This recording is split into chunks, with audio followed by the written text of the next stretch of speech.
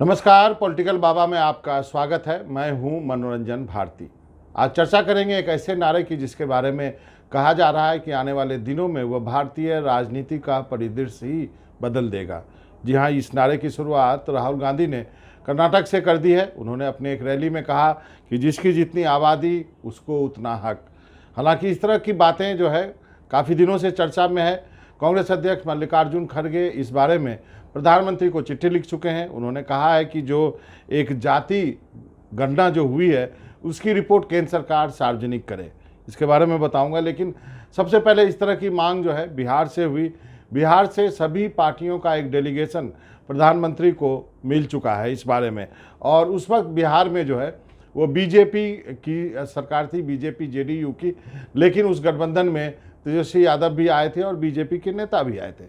अब बिहार एक ऐसा राज्य है जहां पर इस तरह की मांग उठना स्वाभाविक है। दो राज्य जिसके बारे में कहा जा रहा है कि जो कि काफ़ी पिछड़ा बहुल राज्य है, जिसमें कि आप कह सकते हैं बिहार, उत्तर प्रदेश, मध्य प्रदेश, ये सारे राज्य जो हैं जहां पिछड़ों की आबादी बहुत ज़्यादा है और स्वाभाविक है कि इस तरह की आवाज़ें उठनी भी चाहिए। और यही वजह है कि बिहार सरकार ने जाति गणना की जो है घोषणा कर दी है और उसकी शुरुआत भी हो चुकी है।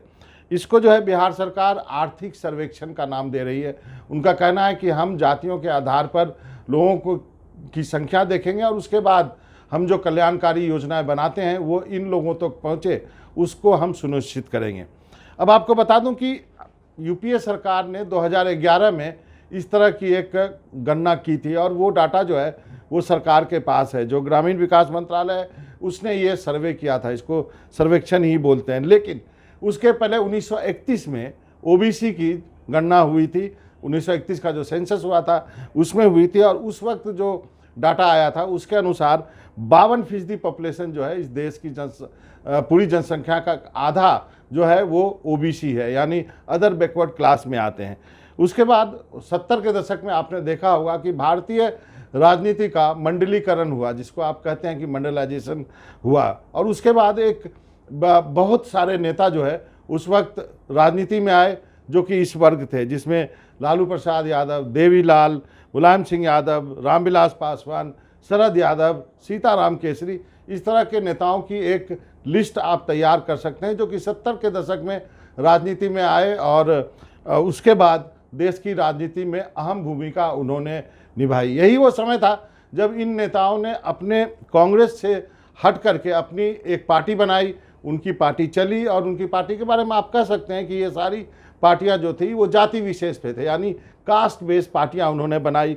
कई लोग सत्ता में आए, कई लोग सत्ता से बाहर हैं, कई लोग जो है अपनी पार्टियां मजबूत करने में जुटे हुए हैं। तो इस तरह से इन सभी लोगों ने कांग्रेस का जो एक स्ट्रक्चर था, मोनोलिथिक स्ट्रक्चर कहते हैं उसको चैलेंज किया, जिसमें कि जो कांग्रेस का स्ट्रक्चर था उसमें भी आप देखें तो जाति के आधार पर बहुत सलीके से कांग्रेस ने जनसंख्या को या अपने वोट बैंक को बैलेंस किया था। उसमें होता क्या था कि अगड़ी जाति का जो नेता होता था वो उसको हेड करता था और साथ में जो है नीचे दलित होते थे, मुस्लिम होते थे और बाकी जातियों के लोग होते थे। और इस तरह से कांग्रेस ने काफ़ी सालों तक सत्ता की। जब जयप्रकाश नारायण का आंदोलन हुआ और ये सभी नेता जो हैं वो जब आए राजनीति में तो इनको लगा कि अब कांग्रेस के लिए काम करने से अच्छा है कि मैं अपने वर्ग के लिए काम करूं। और उसके बाद इन सभी क्षेत्रीय दल, जिसमें कि आरजेडी का नाम ले सकते हैं, जनता दल यूनाइटेड का नाम ले सकते हैं,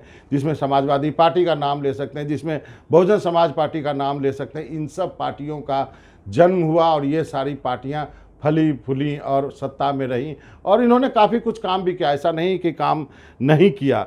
अब इस चुनाव से पहले आखिर ये नारा क्यों दिया जा रहा है? ये नारा इसलिए दिया जा रहा है कि 2024 का चुनाव जो है एक अलग धरातल पे लड़े जाने की बात हो रही है।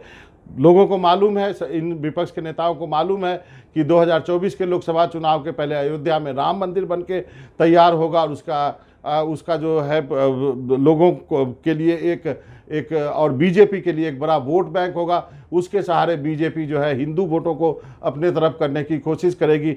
यदि विपक्ष उसमें सेंध लगाना चाहता है तो उसको उन वोटों को तोड़ने के लिए उसको फ्रेगमेंटेशन करना होगा और इसलिए जो है ओबीसी वोट बैंक की बात कही जा रही है, क्योंकि उनको मालूम है कि इस देश की आधी से ज़्यादा आबादी जो है ओबीसी है और उसमें सेंध लगाने की कोशिश है। अभी तक बीजेपी जो है इंक्लूसिव हिंदुत्व की बात करती रही है, सबका साथ सबका विकास की बात करती रही है, लेकिन उसमें सेंध लगाने के लिए अब इन लोगों ने, विपक्ष के नेताओं ने जिसकी जितनी आबादी उसको उतना हक की बात कही है। एक जो सर्वे की रिपोर्ट हमारे पास है, जिसमें कि 24 लाख ब्लॉक्स का सर्वे किया गया है, 640 डिस्ट्रिक्ट इसमें है, और करीब जो टोटल हाउस होल्ड की बात करें तो करीब 25 करोड़ हाउस होल्ड का सर्वे सरकार के पास है। अब सरकार इस बात पे चुप क्यों है?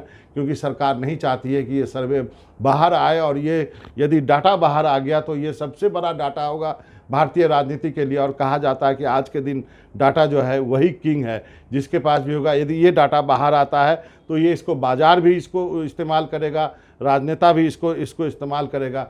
इसलिए कई लोग ये मानते हैं कि यदि डाटा है तो उसको छुपाने की ज़रूरत नहीं है। बहरहाल राजनीति की इस पर शुरुआत हो चुकी है, और आपको बता दूं मैं कि ये इस पर राजनीति काफ़ी लंबी चलने वाली है। और यहाँ पर एक आपको देखना होगा कि दलों के बीच एक लकीर जो खींची जाएगी, जहाँ पर पिछड़े जो हैं वो लामबंद होंगे उन पार्टियों के खिलाफ जो कि अगड़ी जातियों की पार्टियां मानी जाती है। तो आने वाले दिनों में अपने देश की राजनीति काफ़ी इंटरेस्टिंग होती जाएगी। आप बने रहिए हमारे साथ। आज पॉलिटिकल बाबा में इतना ही।